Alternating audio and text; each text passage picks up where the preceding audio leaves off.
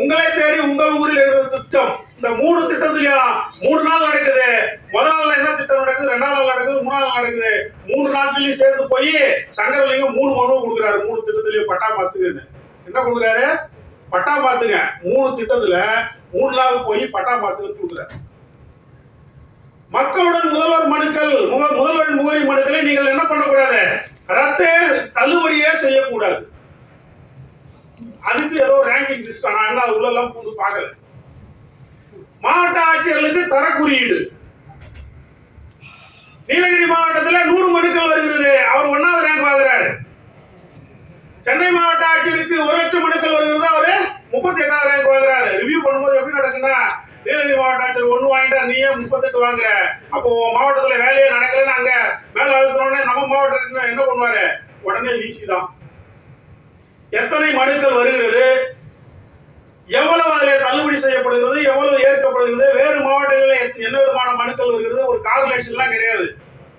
எக்கனாமியா கார்லேஷன்ல தான் இருக்கு. நாம போடுவோம், பை சாட்லாம் போட்டுருக்கோம் படிக்கும் போது.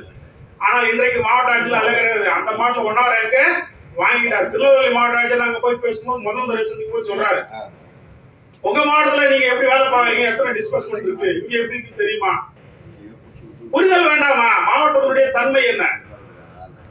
பள்ளிகளில மாணவர்களுக்கு மதிப்பெண் முறை ஒழிக்கப்பட்டது, ரேங்க் சிஸ்டம் ஒழிக்கப்பட்டது. உளவியல் ரீதியாக மாணவர்களுடைய பாதிப்பை ஏற்படுத்திய காரணத்தினாலே ரேங்க் சிஸ்டத்தை ஒழிக்கிறோம். இப்பெல்லாம் ஸ்டேட் ஃபர்ஸ்ட் பேப்பர்ல வர்றது கிடையாது.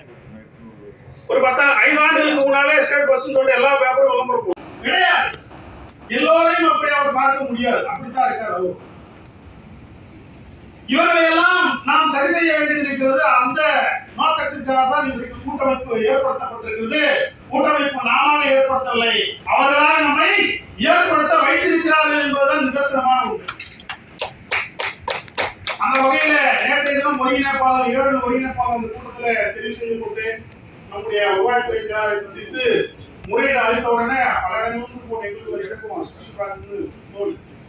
வருவாய்த்துறை கூட்டத்திற்கு உடனடிங்களா ஒருங்கிணைப்பாளர்கள் எவ்வாறு நியமிப்பது, உயர்மட்ட குழு உறுப்பினர்களை எவ்வாறு நியமிப்பதெல்லாம் திட்டமிட்டு அடுத்த திட்ட பணியாக அதை நாம் செய்ய இருக்கிறோம். இந்த மாத இறுதிக்குள்ளாக மத்திய செயற்குழு கூட்டத்தை கூட்ட வேண்டும் என்று மாநில தலைவரும் மாநில மையமும் முடிவு செய்திருக்கிறது. இந்த சிறப்பு மலர் வெளியீடு உள்ளபடியே ஒரு அருமையான மலர், நல்லா கொடுத்தவங்க தெரியும். நல்ல பல தோழர்கள் நம்முடைய வருவாய்த்துறையில சங்க பொறுப்பு இல்லாத தோழர்கள் எல்லாம் அனுப்பியிருக்கக்கூடிய கட்டுரை, கதைகள் எல்லாம், கவிதைகள் எல்லாம் பார்த்தோம். மிக சிறப்பானதாக அது வந்திருக்கிறது. ஒரு நல்ல ஆவணமாக அது எந்தெந்த மாவட்டங்களிலே தமிழ்நாடு வருவாய்த்துறை சங்கத்திற்கு கட்டணம் இருக்கிறது, மாவட்ட நிர்வாகிகளுடைய பட்டியல், வட்டக்கிளை நிர்வாகிகளுடைய பட்டியல், அவருடைய புகைப்படத்தோடு இருக்கக்கூடிய ஒரு சிறப்பான ஒரு ஆவணத்தை சிறப்பு மலராக வெளிவந்திருக்கிறது. தோழர்கள் அதை பார்க்கலாம். தோழர் கேஆர் எழுதிய அரசு ஊழியர் இயக்க வரலாறு புத்தகம் நான் அதை வாங்கினது 2 தடவை படிச்சுட்டேன்.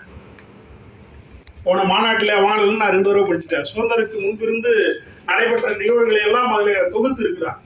ஒரு அரிய ஆவணம். அரசு ஊழியருடைய இயக்கம் எவ்வாறெல்லாம் செயல்பட்டு இருக்கிறது அப்படின்றத மிக தெளிவாக ரத்தின சுருக்கமாக அதை எழுதியிருக்கிறார்.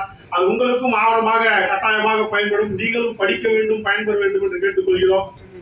சட்ட திட்ட விதிகளை திருத்துவதற்கான ஒப்புதலை பெற்று திருத்துவதற்கு எல்லா வேலைகளும் முடிந்துவிட்டது. இந்த மாநாடு இந்த கூட்டத்தில் கொடுத்துடணும், புத்தகம் அச்சிட வேண்டும் என்று ப்ரூஃப் எல்லாம் வேற பார்த்தாச்சு.